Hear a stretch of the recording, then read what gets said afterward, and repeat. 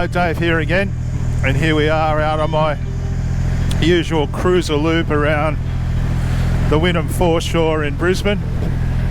And today, well, I'm on something pretty special. This is the new Triumph Rocket 3R.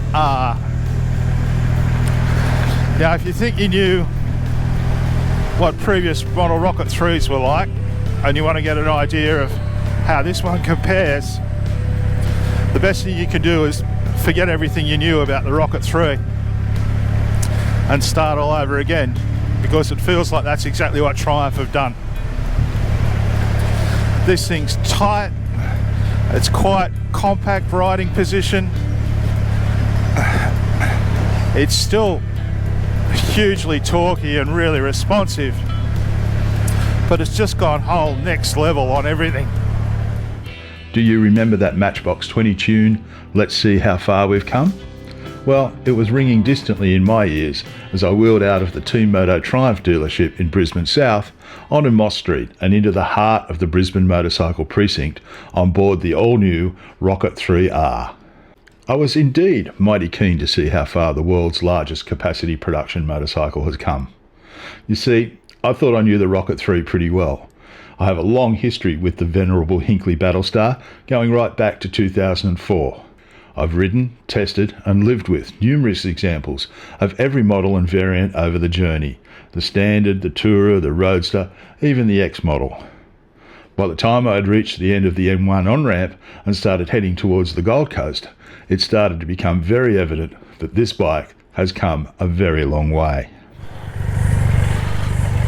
Righto, we'll just get a clear run here, slightly uphill on-ramp, and see how it goes.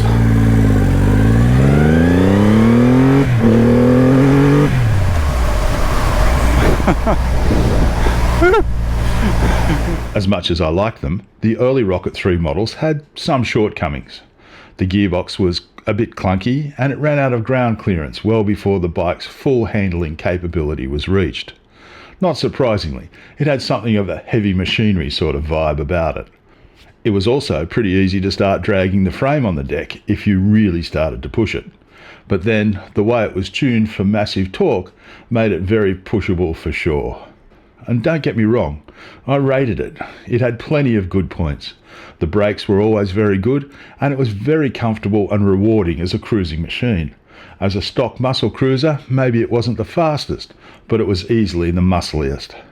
But now, the noisy gearbox and slap and lash from the shaft drive are all gone. It's been replaced with a smooth and precise drivetrain with a light, hydraulically actuated slipper clutch and a notchy, shore-shifting, solid gearbox. Gone are the forward controls and the limited lean angle and dragging hard parts.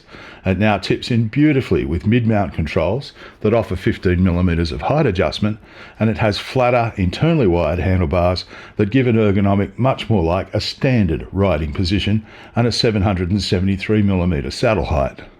The new model is not as cruiser comfortable as the older Rockets for us big guys, but the way you can ride it like a sports machine now more than adequately compensates.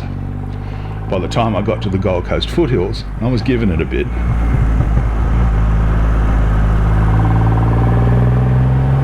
And I didn't scrape anything, even when I was feeling for contact with my boots. All I found was beautiful manners and a big bike with excellent cornering clearance. One that does chuck around something like a sports machine, albeit a massive one. Eric Buell once told me a lot of people regard the centre of mass as one of the most critical elements in a motorcycle's handling. But what's even more important is the height of that centre. The way he kept as much weight as possible, as low as possible, in his designs partly accounted for their brilliant handling. The Rocket 3 has always benefited from a low centre of mass.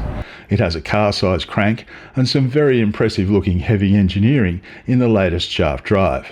The drive also comprises a single-sided swing arm and it sits very low in the chassis. Subsequently, the handling and ease of side-to-side manoeuvres belie the overall mass of the machine. That said, the new engine's capacity has been increased to 2,458 cc's with a hugely over square bore and stroke and a compression ratio of 10.8 to 1. The whole engine assembly has been trimmed down by 18 kilograms, the crank assembly is 11 kilograms lighter, and overall the new model is 40 kilograms lighter at 291 kilograms dry, which further aids its chuckability. Its new aluminium frame is also 50% lighter than in earlier incarnations. The EFI on the test machine was flawless, and the fly-by-wire allows for 4 riding modes: rain, sport, road, or you can customise your own settings in rider mode. In top gear wind on.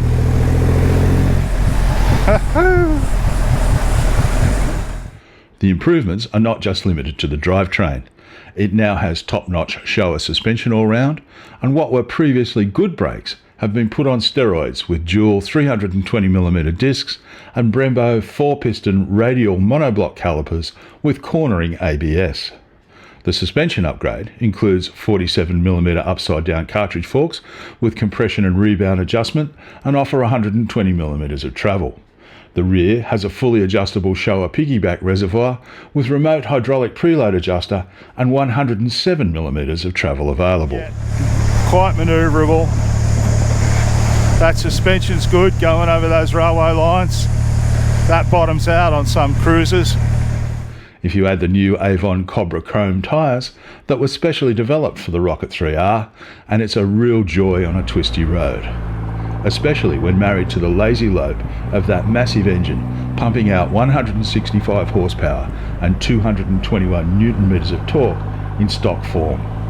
With the new ergos that make it very easy to get weight off board, it really is a delight.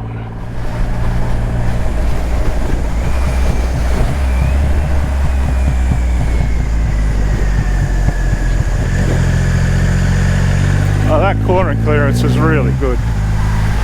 Like, really good.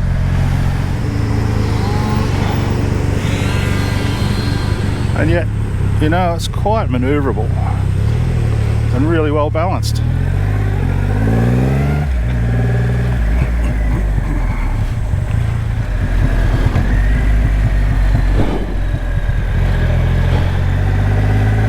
It chucks around so nicely for such a big bike.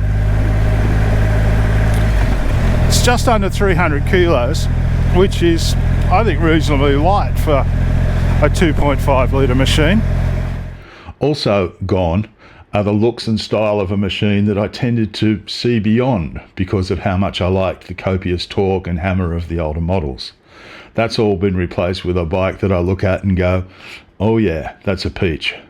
Although I am looking forward to seeing one with a tail tidy assembly in lieu of the rather unsightly standard rear guard and plate holder.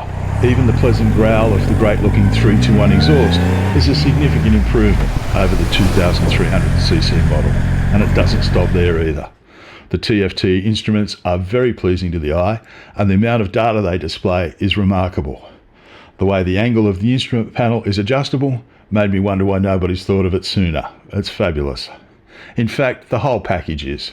All the nice touches like the very comfortable gel saddle and the passenger accommodation, the lights, the switchgear, even the side stand and the fold-out passenger pegs are beautifully presented, while the underlying technology is leading edge. It has cruise control, hill hold control, keyless ignition and steering lock from a stylish fob. There's an app that can relay route instructions and a wide range of accessories from luggage to touring screens. Triumph claim that the fuel efficiency of the bike has been improved to 6.82 litres per 100 kilometres, when that equates to a possible 260 kilometre range, and the service intervals are now 16,000 kilometres.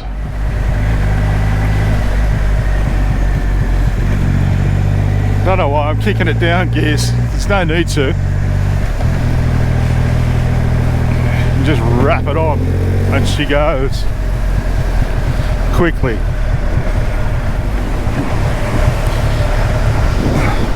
You only just have to breathe on the throttle and it gets up to that 60-70 kilometers an hour just with absolutely no effort whatsoever. But just its whole road manner belies the behemoth that it is. How's that for alliteration? All in all, the new Rocket 3 has evolved into a tight, tidy, fast and great looking, very accomplished motorcycle. It's a complete rework of everything I thought I knew about the model. As far as this old stager is concerned, it's a bike that has come a very, very long way. All the way to now, I really want one.